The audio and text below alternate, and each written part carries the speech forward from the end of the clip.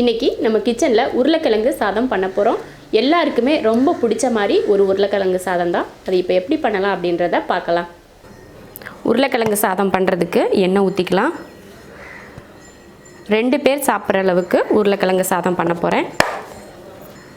எண்ணெய் காஞ்சதுமே கொஞ்சம் ஜீரகம், கடுகு போட வேணாம், ஜீரகம் போட்டுக்கோங்க. கருவேப்பிலை,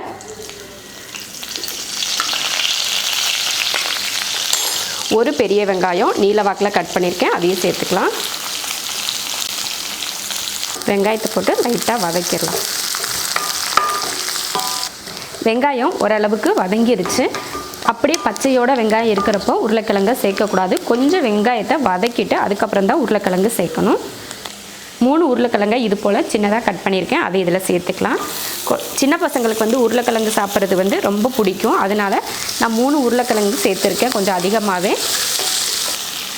பச்சை மிளகாய் 2 பொடியாக கட் பண்ணியிருக்கேன், அதையும் சேர்த்துக்கலாம்.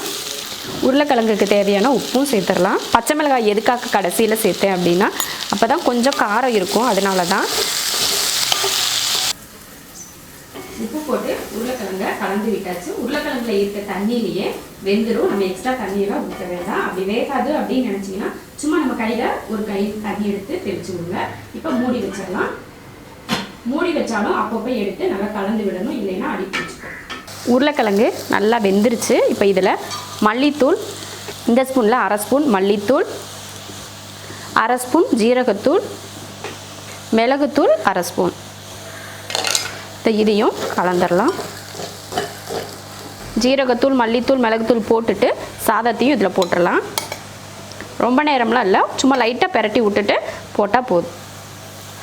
2 பேர் சாப்பிட்ற அளவுக்கு நான் போட்டிருக்கேன். நாங்கள் எப்போயுமே சாப்பாட்டில் உப்பு போட்டு தான் சாப்பாடு செய்வோம், அதனால் உப்பு நான் சேர்த்துக்கல. நீங்கள் சாதத்தில் உப்பு போடலை அப்படின்னு இருந்துச்சுன்னா மேலே கொஞ்சமாக உப்பு தூவிக்கோங்க. மேலே கொஞ்சம் உப்பு தூவிக்கோங்க லைட்டாக. எனக்கு கொஞ்சம் பத்தலை, அதனால் கொஞ்சம் சேர்த்துக்கிறேன். இது போல் உருளைக்கிழங்கு 2 பேர் சாப்பிட்ற அளவுக்கு சாப்பாடு செய்கிறதுக்கு நான் 1/4 கிலோ உருளைக்கிழங்கு சேர்த்துக்கிட்டேன். அப்போ சின்ன பசங்க சாப்பிட்றதுக்கு நல்லா விரும்பி சாப்பிடுவாங்க. உருளைக்கிழங்குனாலே அவங்களுக்கு ரொம்ப பிடிக்கும், அதனால் நல்லா விரும்பி சாப்பிடுவாங்க. அதுக்காக தான் கொஞ்சம் உருளைக்கிழங்கு அதிகமாகவே நான் சேர்த்துருக்கேன்.